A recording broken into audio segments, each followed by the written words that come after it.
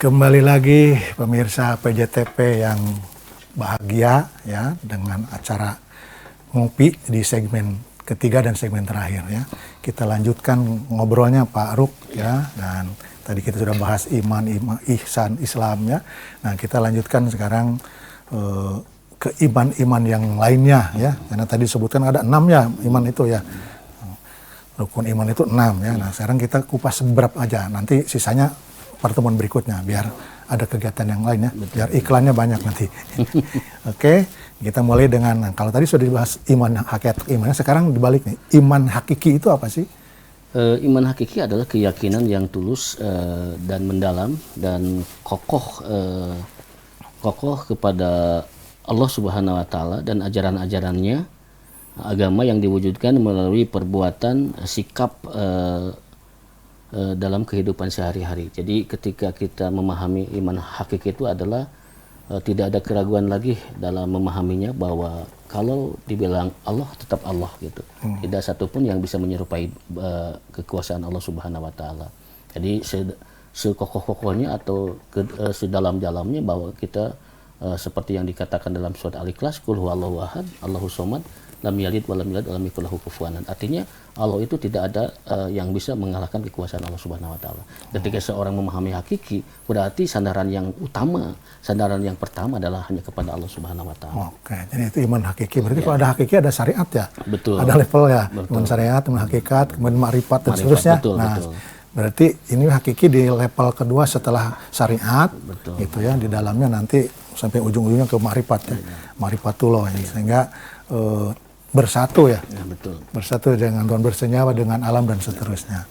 Baik, nah kita lanjut ke salah satu yang di rukun iman itu ada iman kepada kitab. Karena kita hari ini kan tidak bertemu tuh dengan Rasul ya. Betul. Tapi kita punya warisannya, yaitu kitabullah ya. Rasul mewariskan kita, kitabullah dan sunnahnya kan ya. Nah sekarang bagaimana kita mengimani kitab gitu, dan ada banyak kitab nggak sih yang harus kita imani? Ya, betul.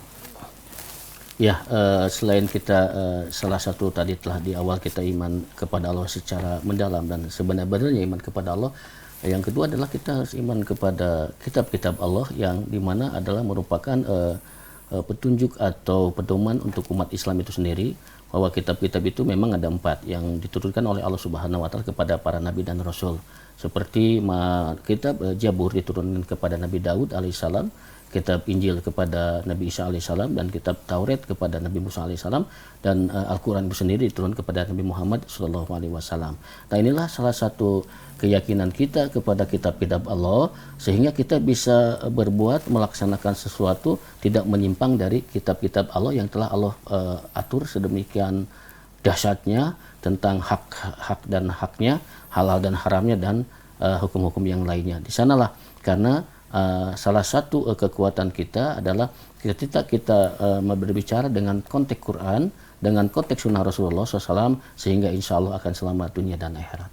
Oh gitu, oke.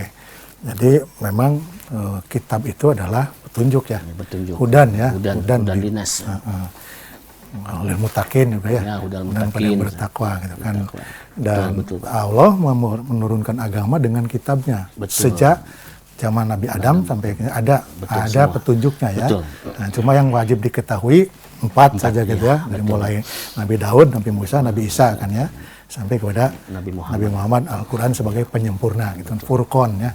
Oke, sehingga dengan kitab itu maka kita memiliki pedoman ya. Ya, betul. Nah, tetapi nih di generasi hari ini yang mana digempur oleh era digital ini dengan berbagai macam informasi yang begitu masuk, apalagi generasi milenial, generasi zilenial itu berpikir itu selalu praktis dan pragmatis. Mereka bahkan terkesan instan ya. Apapun yang instan. Maka sering bertanya juga begini. Ini mewakili ya. Ada pertanyaan, apa sih manfaatnya iman kepada Allah gitu. Seperti itu, karena bagi mereka kan gaib gitu kan. Harus iman kepada Allah itu apa sih manfaatnya? Coba ini perwakilan aja pertanyaannya ya. Ya. Memang disinilah letak kehebatan dan kekhususan Allah Subhanahu wa taala di zaman teknologi seperti ini. Kadang-kadang kalau kita nggak didasari dengan pengetahuan agama yang cukup, sehingga dia artinya tidak peduli terhadap kitab-kitab Allah. Tetapi ketika kita memahami tentang kitab Allah yang salah satunya adalah Al-Quran yang diturunkan kepada Nabi Muhammad SAW, maka kita akan terasa tenang hidup ini, tenang secara batin lahiriah, karena secara otomatis kita sudah menjalankan dan melaksanakan ketentuan-ketentuan perintah Allah dan sunnah-sunnah Rasulullah, sehingga hidup kita tidak akan tersesat. Karena dua hal yang harus kita pegang, tidak akan tersesat umatku, kata Nabi Muhammad, adalah apabila dia berpegang kepada kitabullah dan sunnatullah. Itulah kekuatan seorang umat Islam, walaupun misalkan sekarang zaman teknologi semakin canggih, tetapi kalau dia punya dasar, artinya dia memahami tentang kitab-kitab Allah, maka dia akan kembalikan kepada Allah dan Rasulullah. Oke, baik Pak, terasa waktunya. Sangat terasa waktu bergulir ya. Kita memanfaatkan waktu untuk ngobrol ya. Nampaknya sudah sampai di akhirnya ya Jong ya. Untuk sebelum ditutup, barangkali ada kesimpulan atau kata-kata terakhir, silakan Pak. Baik, terima kasih Pak Asep.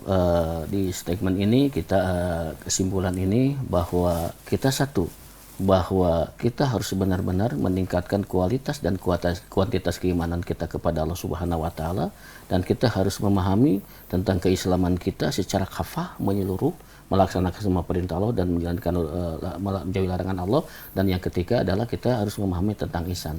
Ketika ketiga hal ini kita pahami dengan benar, dengan istiqomah, maka insya Allah kita akan dijadikan sebagai manusia yang mudah-mudahan selamat dunia dan akhirat, dan mendapatkan ridho Allah dan mendapatkan syafaat dari Rasulullah SAW. Amin. Baik pemirsa, demikian ya kata terakhir dari teman ngobrol kita hari ini di episode sekarang ya.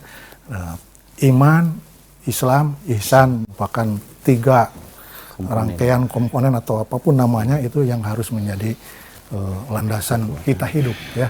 Dengan iman kita punya pondasi untuk melaksanakan perintah Allah menjadi khalifatul fil ardi, dan dengan Islam kita punya cara untuk mendekatkan kepada Allah dan melaksanakan perintahnya. Dan dengan ihsan kita memiliki keikhlasan untuk menerima bahwa kita sebagai makhluk memiliki kewajiban. Inna khalaqtul jinna wal insa illa liya'budun. Kita sebagai makhluk manusia itu diciptakan dengan jin itu untuk beribadah kepada Allah yang Maha Kuasa, tidak pada yang lain. Sehingga apapun yang kita lakukan, kajian adalah ibadah. Termasuk ngobrol sekarang ya, ngopi ini juga adalah dalam rangka ibadah. Ibadah apa ya? Untuk syiar yang menyampaikan hal baligo ane walau ayahnya, apapun yang sedikit, apapun satu ayat kita sampaikan. Untuk apa? Membangun karakter anak-anak bangsa, sehingga bangsa kita, bangsa timur yang dikenal religius itu memang terlaksanakan ya. Anak raja makan sirih. Nampaknya sekian saja, terima kasih para pemirsa ya.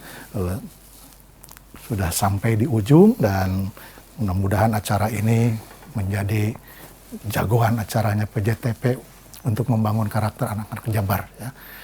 Apabila ada jarum patah, jangan simpan di atas peti. Jika ada yang salah, jangan simpan dalam hati. Apabila ada yang salah, jarum yang patah jangan simpan di dalam lemari besi. Apabila ada yang salah, jangan laporkan polisi ya. Dan apabila ada jarum yang patah, simpan saja di atas nampan. Bila yang salah, mohon dimaafkan. Bibir dikulum, tersenyum renyah. Assalamualaikum semuanya.